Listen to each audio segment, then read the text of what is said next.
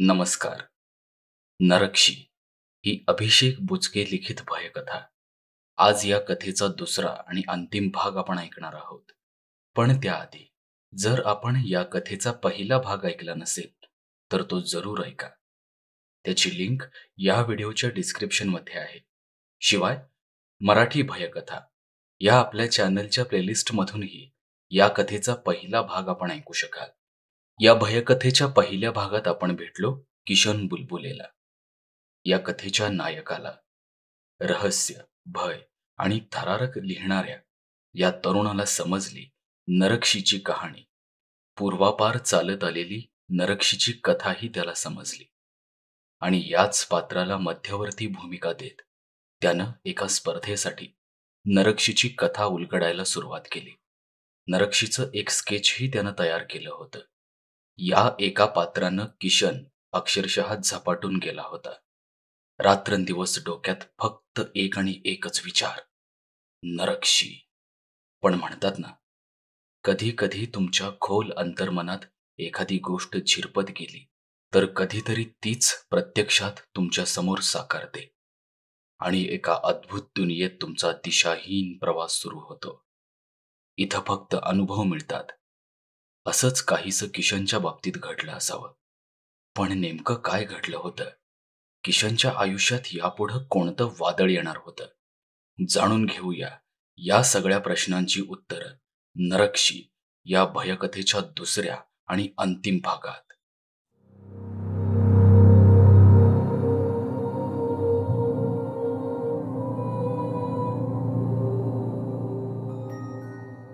मृत्यू जवळ आल्याचं त्याला समजून चुकलं. तो जागेवर शांत उभा होता. काय करावं त्याला समजत नव्हतं. विमनस्क स्थिती झाली होती त्याची. हे साधारण हिंस्र श्वापद नाही हे त्यानं जाणलं. अचानक तो उभ्या असलेल्या खिडकीच्या काचेवर काहीतरी धाडकन येऊन आदळलं आणि खिडकीची काच फुटली. तो प्रचंड मोठ्यानं किंचाळला. किशन जागेवर पडला होता. शरीर कापू लागलं होतं. तो घाबरत घाबरत जागेवरून उठला आणि खिडकीकडे बघू लागला. काच फुटली होती आणि खिडकीला असलेले लोखंडी गज वाकले होते. किशननं तिथं पाहिलं. तिथं तर कोणीच नव्हतं. नरक्षीला त्याच्या मालकानं आज्ञा दिली असावी बहुतेक. त्यानं आपल्या भक्ष्यावर घाला घालायला सुरुवात केली. किशनच्या नजरेला फक्त फुटलेल्या काचा दिसू लागल्या. त्यातले काचांचे काही तुकडे नरक्षीच्या त्या टेबलवर ठेवलेल्या चित्रावर पडलेले होते. त्या काचेच्या तुकड्यांमुळे ते चित्र अजूनच भेसूर दिसू लागलं. चित्रावर पसरलेल्या त्या काचेतून नरक्षी बाहेर येईल की काय असं क्षणभर किशनला वाटलं. खिडकीतून सहज नजर बाहेर गेली. थंडगार वाऱ्याची झुळूक आत येत होती. हिरव्यागार पिकांवर चंद्राचा पांढरा शुभ्र प्रकाश पसरला होता. पक्ष्यांचा जोर जोराचा किलबिलाट कानावर आदळत होता. किशन बाहेर बघत होता. दूर दूर पर्यंत फक्त घनदाट अंधाराचं साम्राज्य पसरलं होतं. अचानक काहीतरी त्याच्या समोर येऊन उभं ठाकलं. त्या अचानक प्रवेशानं किशनच्या तोंडातून एक किंकाळी बाहेर पडली. समोर बघतो तर त्याचा स्वतःवर विश्वास बसत नव्हता. नरक्षी, तो अतिशय कुरूप चेहरा अगदी काही अंतरावर उभा होता. त्याची ती विक्षिप्त नजर, भेंदरलेला जबडा, चेहऱ्यावर पसरलेले केस हृदयाचा थरकाप उडवणारे होते. किशन मागं कोसळला. त्याचा स्वतःच्या डोळ्यांवर विश्वास बसत नव्हता. ज्याबद्दल आपण काल्पनिक कथा लिहितोय तो साक्षात अवतरला होता. नरक्षी खिडकीत उभा होता. त्याच्या चेहऱ्यावर प्रचंड घातकी भाव होते. नजरेत वखवखलेली भूक दिसत होती. पुढच्याच क्षणी त्याच्या तोंडातून शब्द बाहेर पडले. मी आलोय तुझं रक्त प्राशन करायला. किती भयंकर आवाज तो. कान फाटून जातील आणि मेंदू बधीर होईल असा तो करारी गहिरा आवाज. त्याच्या देहाचा दुर्गंध किशनला आतमध्ये येत होता. शरीर बर्फासारखं थंड पडलं होतं. डोळे नरक्षीवर रोखले होते. आता मृत्यू अटळ म्हणून तो पराभूत मानसिकतेला शरण गेला. बाहेरून नरक्षी पुन्हा बरळला. आज आज तू माझी भूक भागवणार आहेस. तुझं गरम रक्त माझी वाट बघतय. मी आलोय तुझं रक्त प्राशन करायला. पुन्हा तो थरकाप उडवणारा आवाज. नरक्षी जोर जोरानं खिडकीवर धडका देत होता. त्याच्या अफाट शक्तीपुढं कसलाच टिकाव लागणार नव्हता. किशनच्या शरीराचे तुकडे तुकडे करून तो तृप्त होणार होता. खिडकीचे गज वाकले होते. जमिनीवर कोसळलेल्या किशनच्या शरीरात प्राण आले. तो सावरला. संघर्ष करून अस्तित्वाची झुंज देणार होता तो. त्यानं टेबलकडे झेप घेतली आणि ड्रॉवरमधून बंदूक बाहेर काढली. अशा एकांतात राहताना चोर, दरोडेखोर, जंगली प्राणी यापासून संरक्षण करता यावं म्हणून त्यानं ही बंदूक काळ्या बाजारातून विकत घेतली होती. ती बंदूक काढून त्यानं नरक्षीवर गोळ्या झाडल्या. त्या गोळ्यांचा नरक्षीवर कसलाच प्रभाव झाला नाही. उलट अजूनच संतापानं तो किशनकडे बघत होता. गज तुटले. आता त्याचं अवाढव्य शरीर त्या खिडकीची बाजू फोडून आत आलं. किशन ही चवताळला होता. आई जगदंबेचं नाव घेतलं त्यानं आणि आता तो अंतिम लढ्याला तयार झाला. नरक्षी आत शिरला. एक तीव्र घाणेरडा तर्प किशनच्या नाकात घुमू लागला. तो अस्वस्थ झाला. नरक्षीनं एका फटक्यात त्याला जमिनीवर लोळवलं. त्याचा अक्राळ विक्राळ देह आणि किळसवाणा चेहरा. किशन भयभीत होऊन बघत होता. साक्षात मृत्यू समोर उभा ठाकला होता. तो जमिनीवर रेंगाळत माग सरकत होता. नरक्षी हपापलेल्या भावनेनं किशनकडे चालला होता. त्याचा जबडा मोठा झाला. डोळे अतिशय क्रूर झाले. नजर वखवखली. तिच्यातून संतापाच्या ठिणग्याच ठिणग्या बाहेर पडू लागल्या. नरक्षी त्याच्या समोर उभा होता.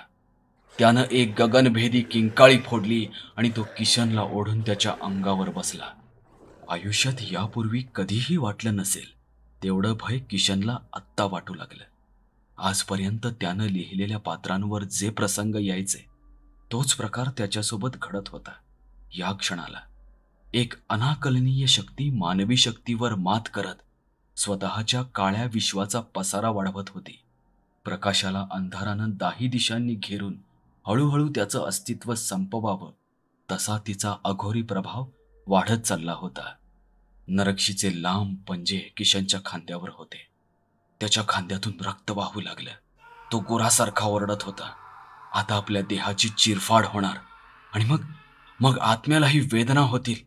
इतकी क्रूरता नशिबी येणार. त्याचे ते लालसर डोळे माझ्यावर खिळलेत. माझ्या शरीरातल्या रक्ताचा शेवटचा थेंबही हा राक्षस ठेवणार नाही. कितीही कितीही देवाचा धावा केला तर तो निरर्थकच आहे. किशन, त्यापेक्षा एखादी गोळी स्वतःवर झाडून घेतला असतास तर सुटला तरी असतास रे. त्याचा स्वतःशी असा पराभूत संवाद चालला होता. नरक्षीनं समोर पाहिलं आणि तो क्षणभर स्थिर झाला.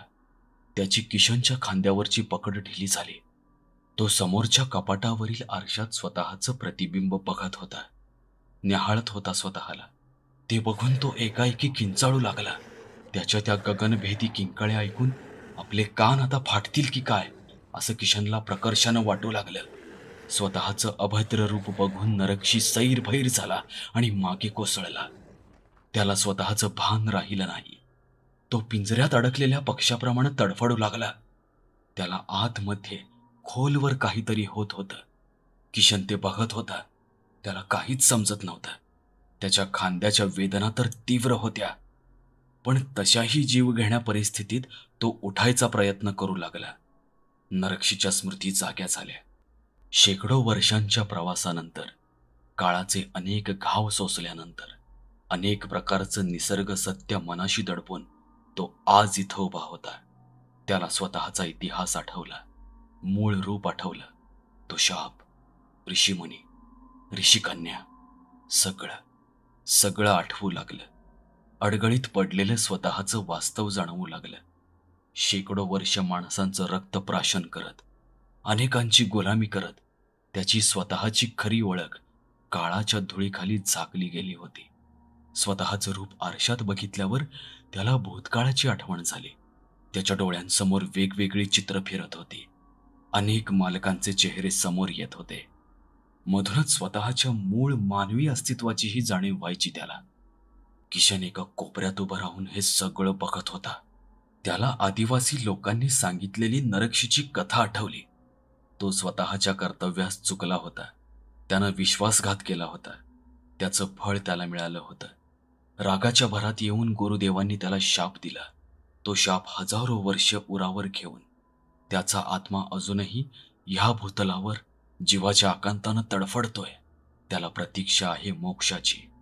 जेव्हा तो स्वतःचं प्रतिबिंब बघेल तेव्हा त्याची स्वतःशी ओळख होईल. नव्यानं त्याचं प्रायश्चित्त पूर्ण होईल. शिक्षा संपेल आणि त्याचा शापही संपेल कायमचा. आजपर्यंत नरक्षीनं स्वतःचं प्रतिबिंब कधीच बघितलं नव्हतं. इतक्या जवळून आणि इतक्या स्पष्ट तर अजिबातच नाही. गेल्या 1000 वर्षांच्या कालावधीनंतर त्यानं स्वतःकडे पाहिलं. किशन गडबडीत उठू लागला. त्याच्या हातातून आणि रक्ताळलेल्या खांद्यातून जीवघेण्या वेदना प्रसवत होत्या. पण तरीही तो उठला. विव्हळत होता तो. हा सगळा प्रकार एका बाजूला किशनसोबत चालला होता, तर दुसरीकडे नरक्षी गुडघ्यात मान घालून स्वतःचा इतिहास आठवत होता. त्याच्या उष्ण श्वासानं खोली तप्त झाली होती. किशन टेबलजवळ गेला. त्यानं टेबलवर ठेवलेले सगळे कागद उचलले. अनेक चित्र त्यानं रेखाटली होती. वर फक्त नरक्षीचं चित्र होतं आणि खाली ऋषी आंबेय, त्यांची पुत्री कलिका आणि शिष्य नरहरी. ही होती इतिहासात हरवलेली पात्र नव्हे, सत्यकथा. आदिवासी पाड्यात बराच शोध घेतल्यानंतर किशनला हे सत्य सापडलं होतं. किशननं सगळ्यांची चित्र रेखाटली होती. त्याला कळाली, समजली, कल्पिता आली तशी. किशनच्या अंतर्मनानं त्याला कौल दिला होता आणि तो आता शांत होता. अतिशय खंबीरपणानं आणि आदेशवजा आवाजात तो बोलू लागला. नरहरी! हे शब्द कानावर पडताच नरक्षी मान वर करून किशनकडे बघत होता. त्याच्या चेहऱ्यावर क्रूरता अजून तशीच होती, पण डोळ्यात गोंधळलेपण दिसत होतं. नरहरी, या शापित जगण्यातून तुला मुक्त व्हावं लागेल. हजारो वर्षापूर्वी चूक तू केलीस आणि त्याचा त्रास आजही मानवजातीला सहन करावा लागतोय. आंबेय ऋषींनी तुला शापित आयुष्य दिलं होतं, पण आता प्रायश्चित्त झालंय. तुझा भोग संपलाय. आता तू मुक्त हो. आम्हालाही मुक्त कर. एखाद्या परजीवीसारखा मानवी रक्तावर अजून किती युग जगणार आहेस तू? आजवर लाखो लोकांचा फडशा तू पाडलास, रक्त शोषलस. आता परतायची वेळ आली आहे. ह्या शब्दांनी नरक्षी अजूनच क्रोधित झाला आणि किशनवर झेपावला. त्यानं किशनला जमिनीवर पाडलं आणि त्याच्यावर तो हल्ला करू लागला. पण किशननं त्याला संधीच दिली नाही.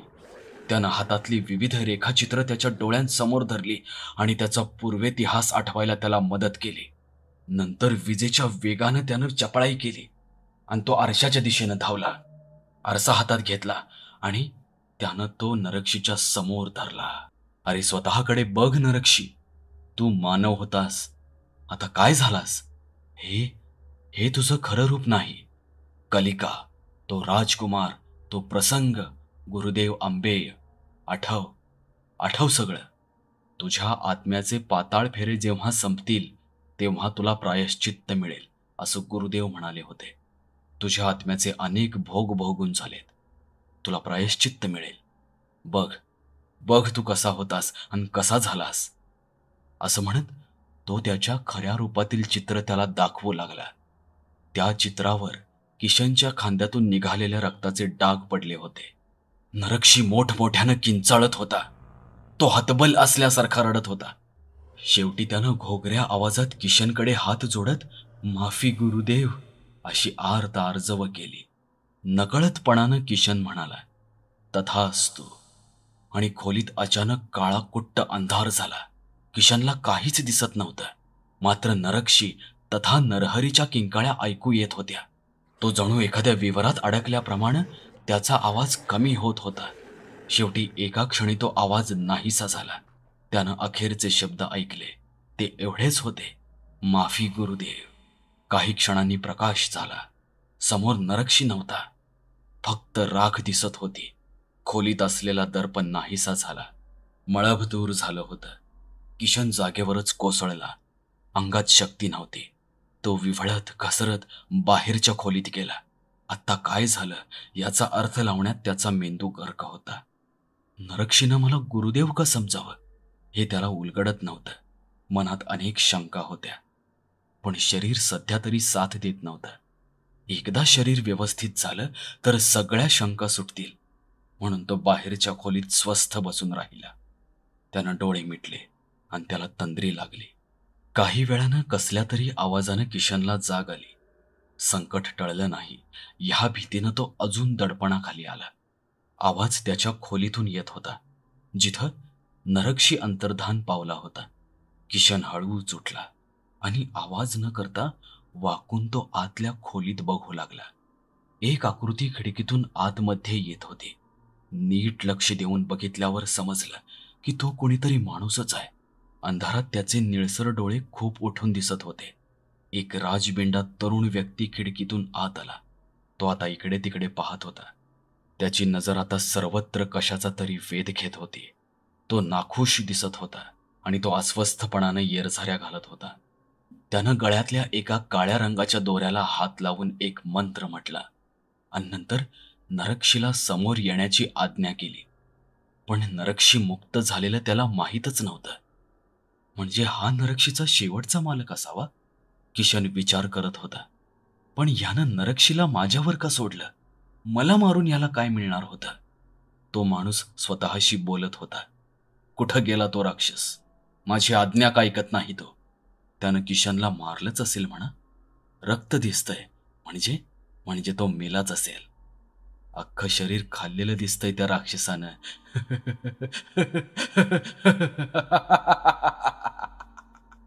किशनला आठवलं की हा तर सूरज. प्रत्येक कथास्पर्धेत हा माझ्याकडून पराभूत होत होता. हा माझ्यावर डोक धरून बसला असेल असं मला कधीच वाटलं नव्हतं. मी असेपर्यंत हा कधीच कुठलीच कथास्पर्धा जिंकू शकला नव्हता. पण त्यासाठी ही पातळी? नाही, नक्कीच, नक्कीच अजून काहीतरी असलं पाहिजे. आणि मी ज्या विषयावर लिहित होतो तो तो नरक्षी याचा गुलाम. काहीतरी नक्कीच गडबड आहे. स्वतःशी असं बोलत किशननं खिसे चाचपले. तेव्हा त्याच्या लक्षात आलं की मघाशी ठेवलेली बंदूक अजूनही खिशातच आहे. ती बंदूक काढत तो बाहेर आला. चाप ओढला आणि ती बंदूक त्यानं सूरजवर ताणली. तो बोलू लागला. का? सूरज? हा हा असला कसला जीवघेणा अट्टहास? फक्त फक्त जिंकण्यासाठी? सूरज किशनला बघून हैराण झाला. त्याचा स्वतःच्या डोळ्यांवर विश्वास बसत नव्हता. किशन वाचला. त्यानं उर्मटपणानं किशनला विचारलं. तो तो राक्षस कुठं आहे? कुठं गेला तो? सूरज, तो गेला. तो गेला नियतीनं नेमून दिलेल्या वाटेवर. आणि आता तूही जाशील तिथंच. पण हे सगळं का आणि कसं केलंस तू? नरक्षी तुझा गुलाम होता? हातातली बंदूक सूरजकडे रोखून धरत किशन म्हणाला. तुला मारायला मी जराही मागं पुढं बघणार नाही. एकतर तू मला मारायचा प्रयत्न केलास. मी तुला मारून टाकलं तर कोणालाच काहीही कळणार नाही. या जागेची ओळख तुला आहे. तुला माहित आहे ही जागा कशी आहे आणि कुठं आहे. सूरज प्रचंड घाबरला होता. त्याला थंडीतही घाम फुटला. बंदुकीच्या धाकानं सूरज बोलू लागला. तू तू प्रत्येक कथास्पर्धा कशा जिंकू शकतोस हे हे केवळ हे जाणून घेण्यासाठीच मी मी तुझ्या पाळतीवर होतो किशन. तू कोणता विषय घेतोस आणि त्यावर कसं काम करतोस हे मी बघत होतो. पण पण ह्यावेळी मला मला जिंकायचं होतं रे. नेहमी तूच जिंकत आलास. त्यामुळं तू जाशील तिथं मी तुझा पाठलाग केला. आणि तू नरक्षीबद्दल लिहितोयस आणि तो विषय घेतोयस हे मला समजलं. मग मीही त्या आदिवासी पाड्यांवर फिरलो. तेव्हा मला समजलं की एक म्हातारा ह्या राक्षसाचा मालक आहे. मला विश्वास नव्हता. पण पण जेव्हा मी हा राक्षस बघितला तेव्हा त्याची शक्ती मला जाणवली. त्याच्या शक्ती आणि दहशतीचा उपयोग करून मी मी काहीही करू शकलो असतो. मी त्या राक्षसाची मालकी मिळवली. त्याची किंमत किंमत खूप मोठी असते. हो, तो म्हातारा त्या राक्षसाची मालकी दुसऱ्याकडे सोपवल्याशिवाय मरू शकत नव्हता. त्यानं लागलीच ती मालकी मला दिली. त्यानं आपल्या आपल्या जुन्या मालकाला माझ्यासमोरच फाडलं रे. हा, हीच ती किंमत असते. होय, दुसऱ्याला सोपवताना तो राक्षस आधी तुमचा बळी घेतो. पण मला ती किंमत उशिरा कळली. मी त्याच्या शक्तीनिशी काहीही करू शकत होतो आणि त्याची पहिली शिकार तू असावीस अशी माझी तीव्र इच्छा होती. तो अनेकदा माझा अपमान केलास, माझ्या वाटेत उभा राहिलास, म्हणून मी त्याला तुझ्यावर सोडलं. पण आता सांग तू कुठं आहे? किशन, किशन मला सांग तू कुठं आहे आता? किशननं कसलाही विचार न करता बंदूक चालवली आणि म्हणाला, जा, जा त्याच्या मागावर. काही क्षणांची जीवघेणी तडफड होऊन सूरज मेला. का कोणास ठाऊक, पण किशनला गोळी चालवावीशी वाटली. जणू दुसरा कुणीतरी त्याच्याकडून गोळी चालवून घेत असावा. त्याच्या मनात कुठून तरी सूरजबद्दल द्वेष जागा झाला होता. म्हणूनच त्यानं क्षणाचाही विलंब न करता त्याला ठार केलं. त्याच रात्री शरीरात शक्ती नसतानाही जखमी अवस्थेत किशननं आपल्या घराच्या पाठीमागं रानात एक खड्डा केला आणि तिथंच सूरजचा देह जाळला. हे सगळं करेपर्यंत पहाट झाली होती. पूर्वेकडील क्षितिजाच्या रम्य पटलावर सूर्याची लाल पिवळसर किरणं आकाशात पसरली होती. एक नवीन जन्म झाल्यासारखा किशनला आनंद होत होता. एक मोठं ओझं छातीवरून हलकं झालं असं त्याला वाटत होतं. का कोणास ठाऊक, पण खूप जुनं काम पूर्ण झाल्यासारखा तो निश्चिंत झाला होता. काही दिवसांनी किशनला त्या भयकथा स्पर्धेचं प्रथम पारितोषिक मिळालं. त्यानं लिहिलेली कथा होती नरकशी. त्या रात्रीच्या प्रसंगानंतर किशननं बराच विचार केला आणि शोध घेतला. त्यानुसार त्यानं कथानक पूर्ण केलं होतं. त्या कथानकात त्यानं स्वतःला आंबेय ऋषींचा पुनर्जन्म म्हटलं होतं, तर सूरजला त्या अत्याचारी राजकुमाराचा पुनर्जन्म. नरकशी युगानुयुगे आपल्या गुरुदेवांची वाट बघत होता. मोक्षाची प्राप्ती व्हावी, प्रायश्चित्त व्हावं म्हणून तळमळत होता आणि त्याचाच भाग म्हणून ईश्वरानं आंबेय ऋषींना किशनच्या रूपात पाठवलं असा निष्कर्ष त्यानं काढला होता. ह्या जन्मातही किशनच्या हातून सूरजचा खून म्हणजे ऋषी आंबेय यांनी आपला राजकुमारावरील सूड उगवला होता. हे जन्मजन्मांतरीचे फेरे कुणाच्याच लक्षात येत नाहीत असं किशन सध्या सांगत असतो. पण त्याच्याच घरात रक्ताच्या डागांनी माखलेल्या नरकशीची तस्वीर अजून टांगलेली दिसते. होय, अजून टांगलेली दिसते.